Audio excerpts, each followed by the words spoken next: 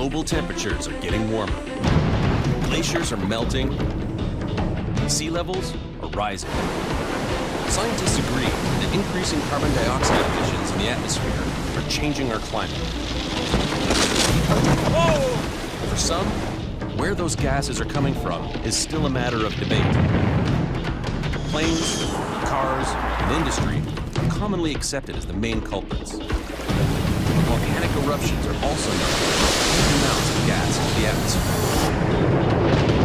I'm making it my mission to climb into one of the world's most active volcanoes. To find out if those gases are contributing to climate change.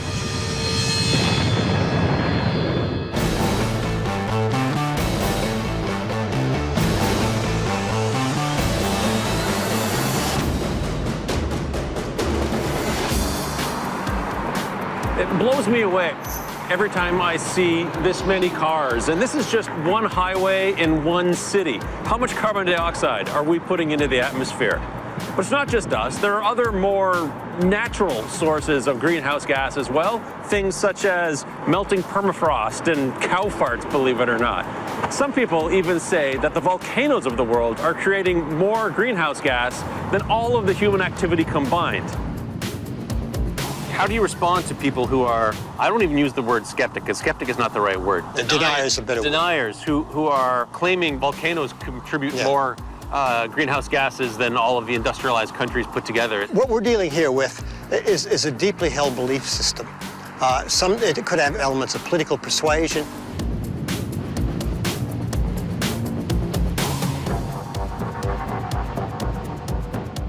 They're usually sort of predisposed to believe anything that means you don't have to do anything, don't have to take action, right? So if it's just volcanoes, well, there's nothing we can do about that, so that's fine, just let the volcanoes go off and nature will take care of itself, you know.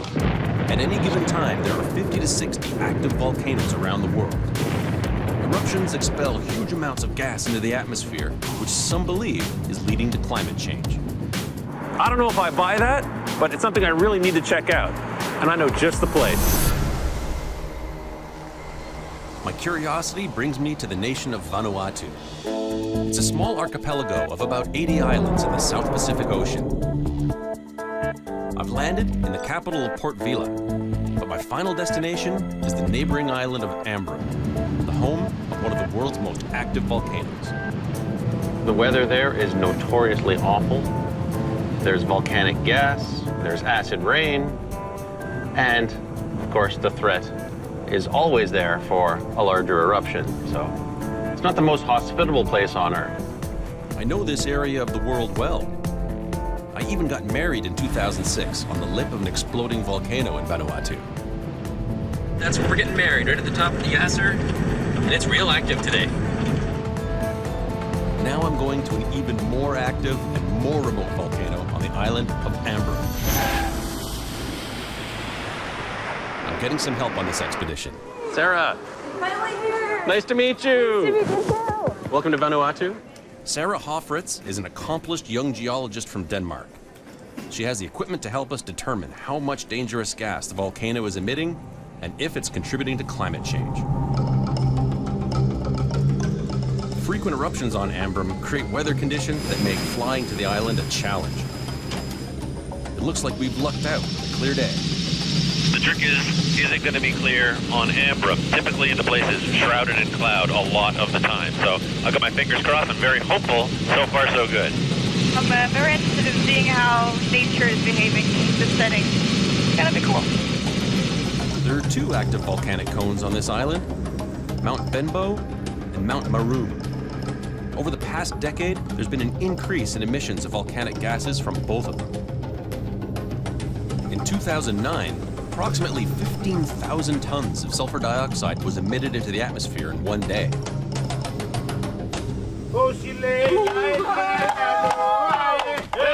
Despite the danger of these frequent eruptions, almost 9,000 people live on the island of Ambrym. To them, the volcano is a part of life. Before we head to the summit, Sarah and I want to gauge the effect the volcano is having on the local village of Endu. Is this your drinking water? Yeah. This water has a source right up on the mountain. And is it from a well? No, or a spring? It's spring water. Spring water. Yeah. During major explosive eruptions, huge amounts of volcanic gas, including sulfur dioxide, get ejected into the atmosphere. Large clouds can pollute the air downwind of the volcano, and when mixed with moisture, can lead to acid rain. This contamination has harmful effects on water supplies for people, plants, and animals. Sarah came equipped to determine if this community is at risk. Today, we're testing the drinking water. What do we have here? This is a conductivity meter, and that will tell me how many ions in the water. 270. Yeah, 270 microsiemens. So that means there definitely is some ions in the water. Very likely some sulfur and some fluorine, which is still rather high. To put it into perspective, pure drinking water typically contains less than 5 microsiemens of concentrated minerals. This town's water is over 50 times that amount. Drinking contaminated water can damage teeth and bones. A recent government of Vanuatu report predicts a dire future for the island as future eruptions and resulting contamination from acid rain is almost certain.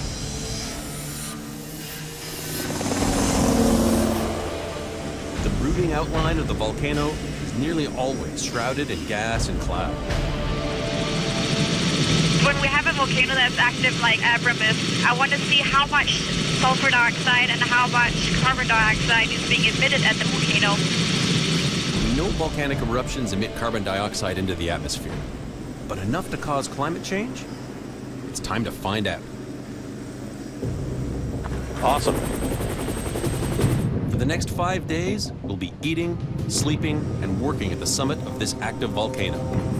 This is about as far away from civilization as it gets. Well, welcome to Ambrym. That's your exactly. This is your land. The summit of a volcano is one of the most dangerous places on Earth. The air is heavy with a mixture of gases, and when inhaled, it can be deadly. The conditions up here are so bad, I'd say the only place you'd find them is on another planet. Our guide is Jeff Mackley, nicknamed Danger Man.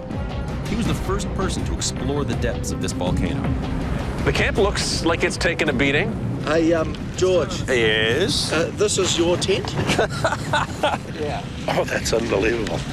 When you've got hurricane force winds mixed with very sharp gravel and high strength sulfuric acid, it's like somebody firing a fire hose full of gravel and sulfuric acid at you, and that can go on for a week.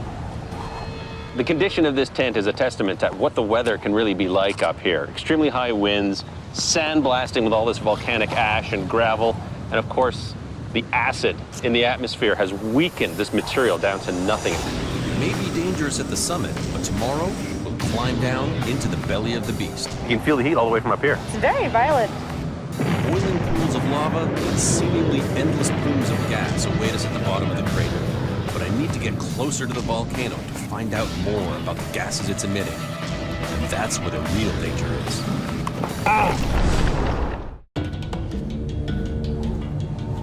Very few volcanoes are capable of producing the amount of gas that Ambrym can. There are several vents here that are all vigorously degassing hydrogen sulfide, sulfur dioxide, carbon dioxide, hydrogen fluoride. Are these dangerous gases contributing to our warming planet? Sarah has the latest technology to measure just that. She's using a fly speck to measure the sulfur dioxide levels in the air at Ambrym. So now it's scanning through the plume, going from over here and scanning the way through. This data will reflect the amount of toxic SO2 at the summit and help us understand if and how this contributes to climate change. But to get more data, we'll have to go straight to the source. Sarah is getting her chance to go into the volcano, so this is going to be really, really fun. But today, visibility is poor, and I'm hoping it doesn't get any worse. The entire crater right now is completely filled with gas. But let's try and see if it clears up. Yeah. Yep. All right. Are you good to go? I feel so. For even the most experienced climber, this descent is a challenge. Nice steady creeper. Brad, our guide, will be leading us down the tricky descent, and I'll be following behind Sarah. With almost a straight drop of 1,200 feet to the bottom, a lot could go wrong. To get down to the bottom, it's so deep that the ropes just are not going to be long enough, so we have to do a multi-stage rappel in 3 different steps. Can you imagine all this used to be covered by rock, and then it had this big explosion, and now we're just in the hole of it? Now that Sarah has safely reached the 100-yard ledge, I can start my descent.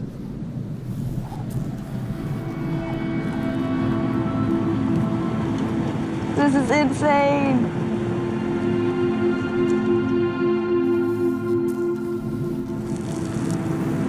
It's beautiful. You know, everything around here is trying to kill you, but apart from that, it's great. The weather is closing in, making it hard to see where we're climbing. Not feeling very confident about this.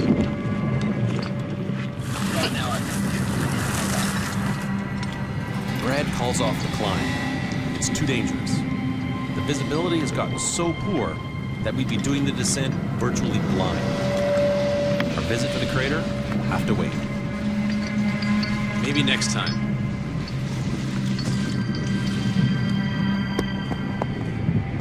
Visibility has dropped down tremendously, which is never a good thing around here. And I'm starting to feel some drizzle coming in, which usually leads to torrential rains and storms.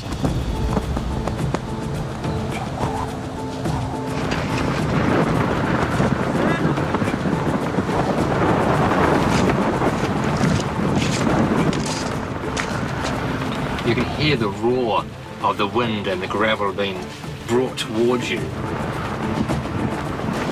And then your tent just violently shakes.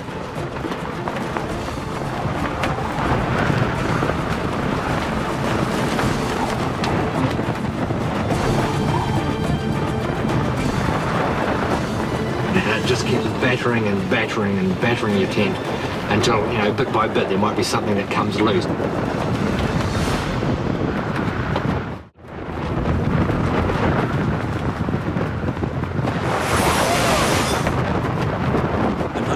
Storm has delayed our mission. Basically shredded. We need to seal that corner up too, or we'll lose that. We've done everything we can to secure our tents. Now we just need to hunker down and ride out this ferocious storm.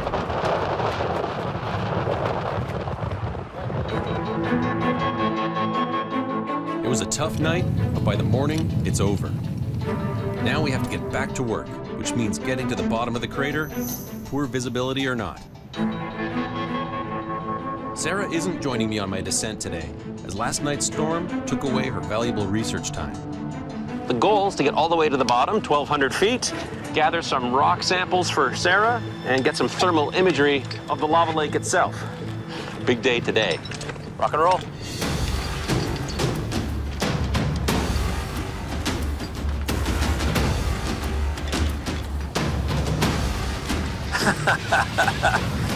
It's ridiculous. Just the sound of the lava lake below. It's wild. I've described it to people as sounding like the devil's washing machine. And you don't want to end up in that spin cycle. The biggest danger is rock fall.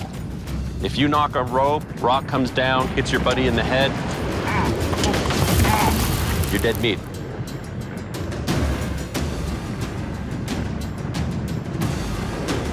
Trick is slow and steady, nice and safe, because anything and everything can go wrong here.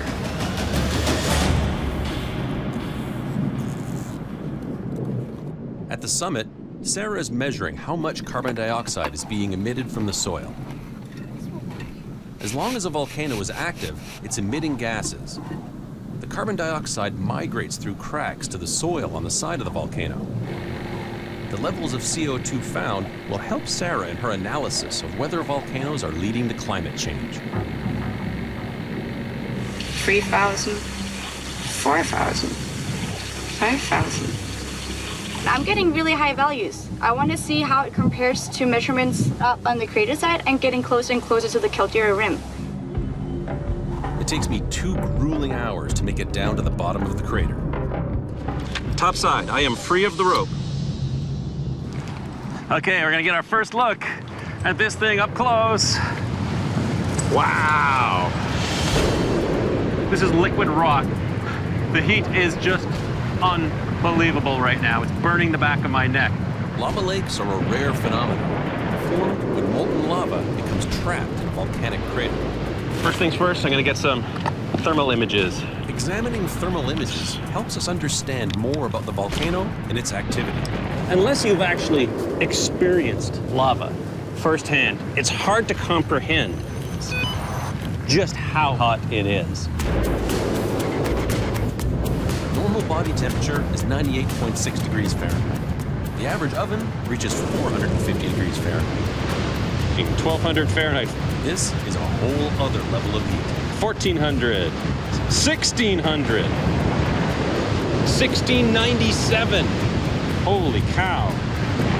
I gotta be careful, I'm definitely within the splash zone. Even the smallest piece of flying lava can burn through my clothes and skin. Ah, it's burning. Woo! All this ejecta coming out of the lava lake are very fresh, so that should be perfect for what Sarah needs. I just gotta grab a couple of fresh samples and watch my back at the same time.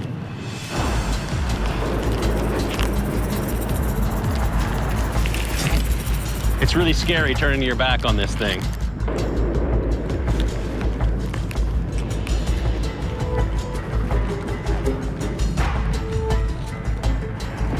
This really fine stuff is Pele's hair.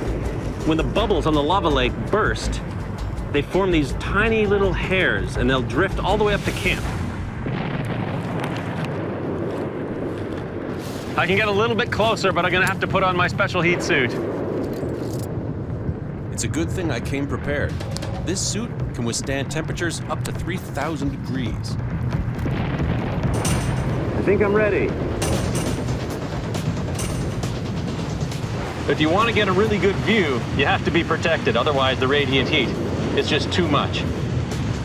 Wow. That is about as crazy as it gets. My big concern right now is watching for pieces of lava splashing up. Wow. Here's some big pieces coming. Big pieces coming. I can't leave before collecting some samples for Sarah. Oh, here we go. Here's a really fresh piece, still glowing hot. Oh. Even with the gloves. Today was a success. Got up close, got some really good samples, some good thermal data.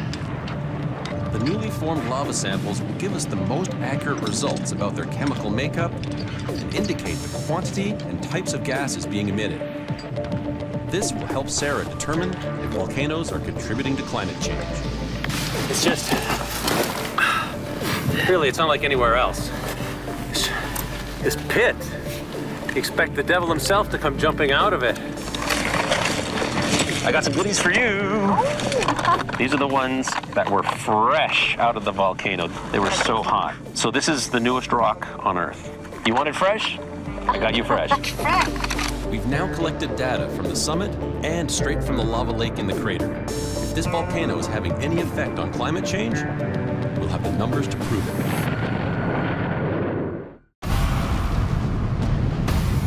We've spent the last few days on this volcano gathering data to help investigate the claim that volcanoes contribute to climate change. Now, it's the moment of truth. What you got? I'm looking at some of the data, and I've summed it up.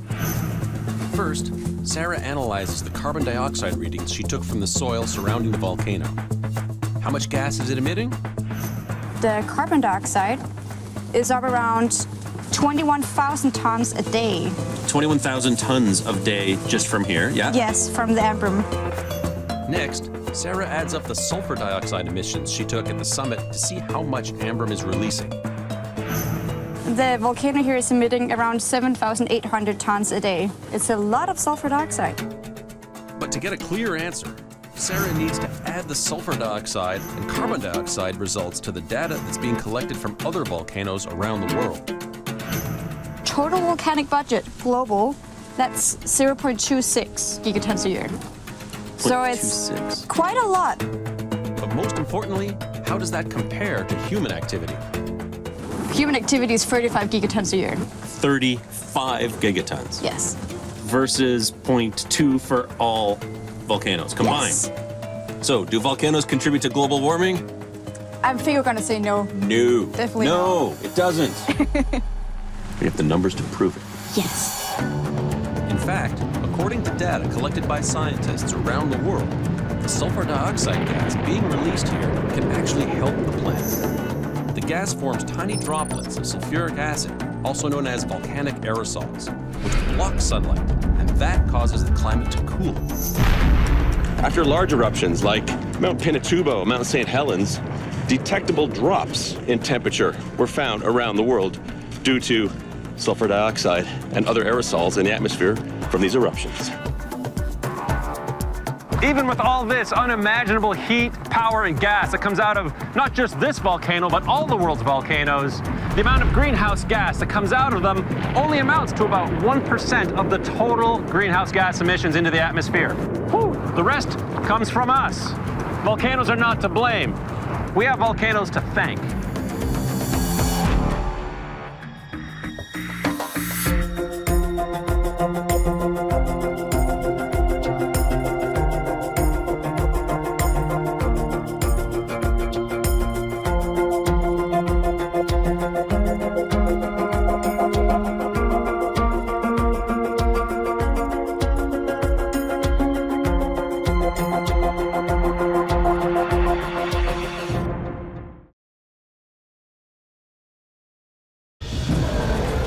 Laos is a place of great beauty with a brutal past. The people here have fought for survival and used their land for protection. The vast caves provided shelter from a bombing campaign which decimated the country. But now there's a new enemy: rapid deforestation. More and more farmers are clearing the land, and big industry is destroying forests at an alarming rate. As climate change continues, this degradation has a global impact. Laos is at the tipping point of change, but can this developing country balance the needs of the people with the needs of the planet?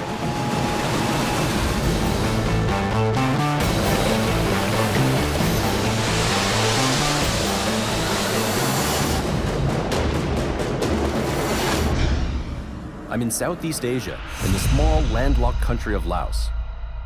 I've landed in the capital of Vientiane. Laos is one of the last remaining communist countries in the world. Here, the pace of life is slower. The people are poor, but rich in tradition and history. Every morning, the local monks walk down the street to the temple, and people give them food, and that's their sustenance for the day. Its geography is breathtaking. Limestone formations, called karsts, are surrounded by lush forest and a land rich in resources like timber and minerals. But increasingly, this small country is under big pressure. Its climate is changing. The dry seasons are getting longer, and its disappearing forest is causing global concern. I'm on a journey to find the source of these problems. I'm starting in central Laos, in the Shanghai province, to learn about an old and controversial farming practice. The smell of smoke is thick in the air. It looks like it's foggy, but it's actually smoke up in the mountains. The ground is on fire as farmers burn their land, clearing it to plant new crops. It's called slash and burn and happens for 4 months every year during the dry season. On the hillside behind me is a really good example of a typical slash and burn for here in Laos. What the farmer has done is cut down the old vegetation, let it sit and dry out for a while, and then set it on fire to get it ready for the next crop. Farmers are poor, and the terrain is steep and difficult. Slash and burn is the most practical technique they have to fertilize the soil and grow their crops. Wow. Got a significant burn operation going on here. It's an agricultural practice dating back thousands of years. It's not pretty, but it is effective. During the burn, carbon enters the atmosphere as CO2. But after, a mineral-rich residue of potassium, phosphorus, silica, and other minerals are left, providing nutrients for the rice crop. Dr. Terry Bolger is a scientific advisor to the Lao government. He's been studying the practice firsthand. He tells me what happens next. Then you have the ash on the ground, and you've opened up the ground surface. So in a few weeks' time, when the rain comes, then they'll plant into this with their crop, most likely upland rice. Very low tech. Yep. The farmer will just go around with what they call a dibbling stick. So it's just a stick that's maybe a bit pointed on the end, and they'll poke holes at about 25 centimeter intervals, and then in each hole they just drop a few rice seeds. In the next stage, the monsoon rains will fall and help all those nutrients sink into the soil. Farmers rely on the rains to nourish crops, but the dry seasons are lasting longer, so the harvest could be drastically reduced, and that affects entire villages. These bigger burns, it's actually going to be the fields of multiple families from one village. And how much space would they clear typically? Let's say they might only burn 1/10 of their farming land each year and then rotate around. Now, when population density or pressure on the land starts to get higher, then the system ecologically doesn't work so well anymore. As more poor Laotians turn to agriculture for survival, the amount of available farmland gets smaller. For the farmers who can't afford sophisticated farm equipment and fertilizers, the merits of this technique are obvious. Slash and burn agriculture is normal for this part of the world, and no single farmer is going to put that much carbon dioxide into the atmosphere. However, no raindrop believes that it's responsible for the flood, so if you add up a lot of these together, thousands upon thousands, the impact does become significant. But this is not just a farming practice confined to Laos. Worldwide, an estimated 250 to 300 million farmers use slash and burn. It's illegal in Laos because the government worries that too much of the land is being degraded. You get more erosion, you get more problems with weeds, and you get declines in soil fertility. So those are the main three things that end up making the system sustainable. As we travel throughout the region, fires are everywhere. The air quality is poor, and some fires are out of control. Oh, wow. Looks like this slash and burn got a little bit more burn than they were expecting. Coming up the hill, the one thing you don't want to be is uphill of a fire. The wind has really picked up, so that's going to fan the flames. This fire is getting too close to the nearby village. A little close for comfort right now. And there are very few resources to fight the blaze.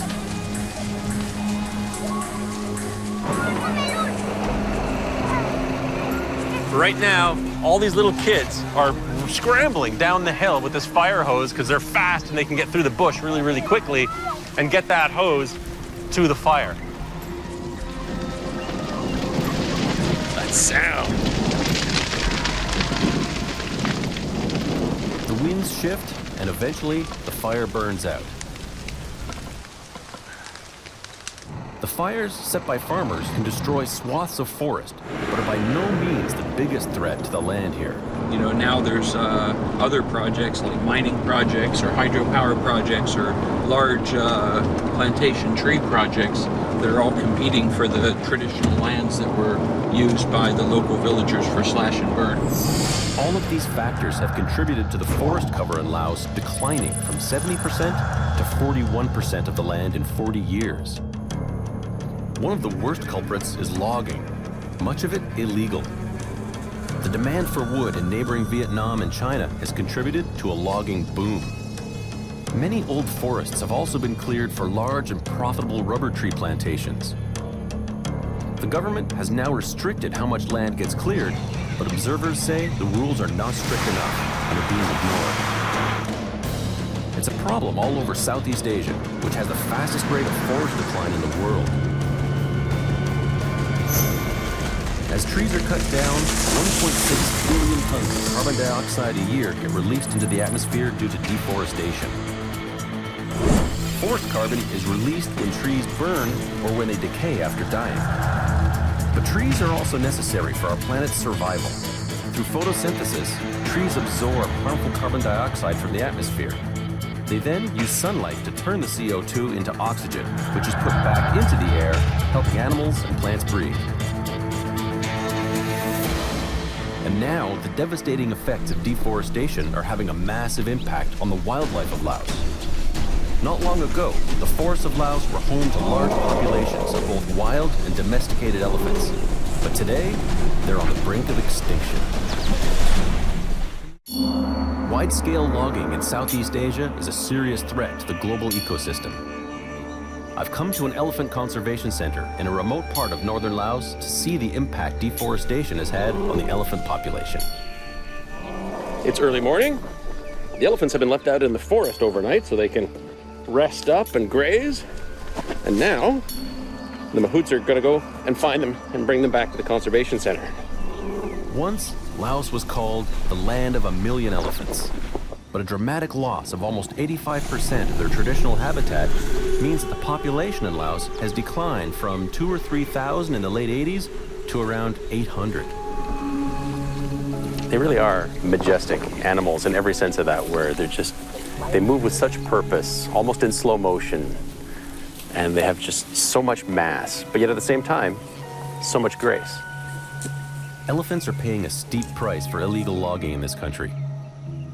Dr. Annabelle Perez is a biologist here, and she helps rehabilitate elephants. Half of the population, or more than half of the population, is still working logging in Laos. Most of the elephants here have been rescued from the logging industry. Their riders, called mahouts, rely on the income to survive. They work the elephants to the point of exhaustion and injury. Some are even drugged so that they'll work faster. These conditions have resulted in the elephants not breeding. Their numbers have plummeted.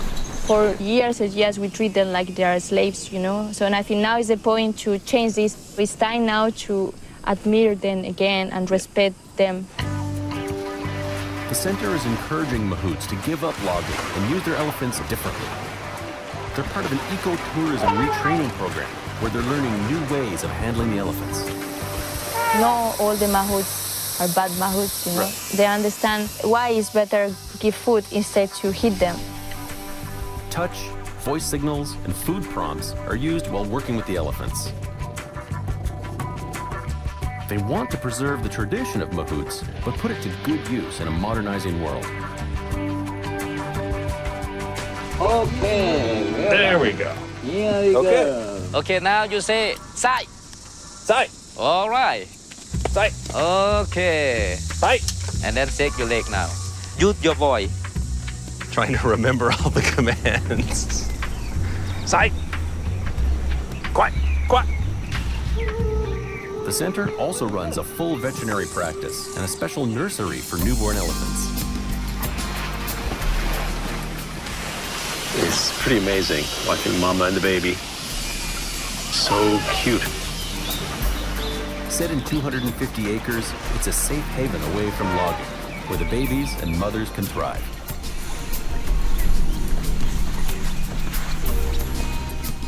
This area is specifically for the elephants to interact and socialize on their own, without the mahouts, without people around, just doing their thing. Do you think the future is bright for the elephants of Laos? It depends. They can, now is the point, like, or we can make the difference and go here, or we can keep destroying the forest and go down. Elephants are not the only ones who've struggled for survival. Not long ago, Laotians themselves had to reshape the environment to save their lives. Laos's relationship with its environment has always been one of adaptation. Working with nature to survive in difficult circumstances is nothing new for Laotians. It's impossible to come to Laos and not talk about UXO, which stands for Unexploded Ordnance. Bombs. Lots of bombs. Just 40 years ago, millions of bombs were raining down on Laos during the U.S. secret war here. You can see remnants of them everywhere. During the Vietnam War period, the Americans dropped more bombs per capita here in Laos than any other country has been bombed in the world. To survive, the villagers and opposition communists sought refuge in the vast caves in the hills. Terry and I are going into the Vien Sai caves. That is one serious door. This cave was a hospital. Look at a stack of hospital beds. Yeah. Incubator. It was built in the late 1960s at the height of the bombing. This part of this cave was mainly used as an operating room for treating people and a maternity ward. What an interesting place to have a baby. Yikes. Being bombed in a cave. There were more than 400 caves in this area. Elaborate warrens of tunnels connected eating and sleeping quarters, schools, workplaces, military barracks, and government offices. Up to 20,000 people were living in these caves. They could hide in here for years. It just goes on and on, doesn't it? They knew that they were in for the long haul. They've reinforced the ceilings, expanded some of the passageways.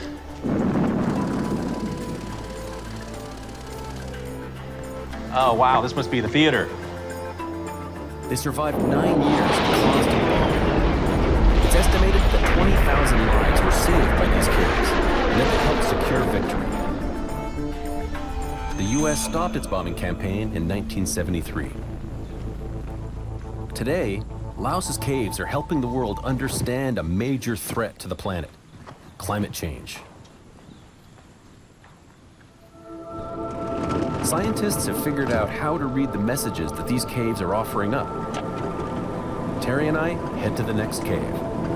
Now, there's a lot of limestone here in Southeast Asia. Yeah, this area in central Laos that carries into central Vietnam a little bit is one of the largest blocks of limestone in Southeast Asia. Laos also has a vast system of rivers.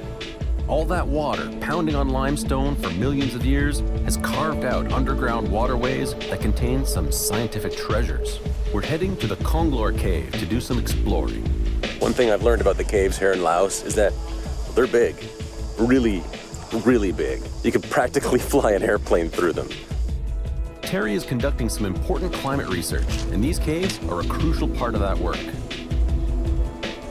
What we have in this part of the world is what's called a monsoonal type climate with a distinct wet season and dry season. In terms of understanding climate change, we want to look back, say, thousands, maybe 20,000 years ago to understand what the changes of the monsoon have been through that time period. Knowing how seasons fluctuated in the past can help Laotians understand how long they should expect wet and dry periods to last in the future. Terry and other scientists do this climate research by looking at cave mineral samples found deep inside. We're traveling through the mountain via an underground river that's 4 miles long. So what's the name of this river? Hin Bun, Limestone River. That's appropriate, considering we're under millions of tons of it right now. It's pitch black in here. Our flashlights have to work hard in this massive space. Basically going upstream right now. We're looking for stalagmites of just the right age to help with Terry's research. Millions of years worth of water dripping from above during wet periods and then evaporating when it's dry have left behind telltale marks on these structures that are a virtual record of Laos's climate through the ages. Real shallow spot. And there's a waterfall here. We hit rapids. These caves are dangerous and unpredictable. This scientific expedition is becoming a white-knuckle adventure. We're navigating some unexpected rapids deep inside the belly of a mountain. But it isn't long before we're through. Little elbow grease gets you through anything. We continue through the darkness. We're looking for the best stalagmite for Terry's research. Let's go have a look. We need to find a stalagmite that Terry can tag and monitor over the next few months. He wants to find an active one and then see how much water drips on it in the upcoming wet season. Well, it's beautiful on this side, Terry. All right, get an estimate of how tall this column of formations is. So let's see, to that flowstone over there. In the future, the chosen stalagmite will be removed and put under the microscope for deeper analysis. Scientists can read its cross-section like a history book. Get a distance to the wall. Stalagmites are particularly useful for climate research because they contain several different climate records, such as oxygen and carbon isotopes. Okay. Looks like there might be some standalone stalagmites over this way. Watch your step. Look at this big mama. Too big for what we want today. What about Junior here? A little more manageable size? I think this would work for us. You know, probably we're looking at somewhere in the tens of thousands of years here. So what I'd like to do is put a piece of flagging tape at the point where the drips would hit. And then we can capture some of the new calcite formation on the top of the piece of flagging tape. So if we come back in, say, 3 or 6 months' time, that'll help us to decide whether this is the one that we want to take to do the detailed work on back in the laboratory. So we have this great opportunity to try and see what the climate has been like in terms of dry and wet for tens, if not hundreds of thousands of years in the past. That's right. Very cool. With our sample found and tagged, it's time to navigate our way out. The work done here will help our global understanding of how climate has been changing over time. Southeast Asia is currently going through unpredictable dry and wet seasons. Information about how those cycles behaved in the past will make the changing of the seasons much more predictable. The limestone karsts and caves of Laos have remained relatively untouched for centuries. For that reason, scientists are only now discovering that on top of these towering limestone formations are pristine ecosystems, little gems of biodiversity. But now, the karsts and the unspoiled world they support are under grave threat. There's a spot where there's a scar on the side of the limestone, and that's where the local cement company has come here and is actually excavating and mining that limestone to use in their cement production. So at some point, this will end up being completely gone. Limestone is the key ingredient in cement.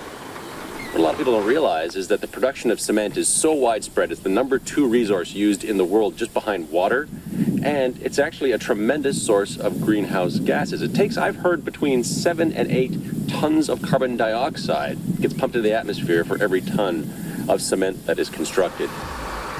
Right now, there are 12 cement factories in Laos, but the country wants to increase production to meet the demands of change. In order to modernize, Laos plans to improve infrastructure, such as roads, dams, and housing. Depending on how those plans are carried out, those changes can either be devastating to the environment or have virtually no impact at all. The government will need to take a more active role in the protection and management of its farmland and forests, and resolve to harvest natural resources in a sustainable manner. If they do that, they stand a good chance of being one of the few nations to find a way of modernizing while reducing poverty and fighting climate change at the same time. Laos is well positioned to hit that very rare environmental home run.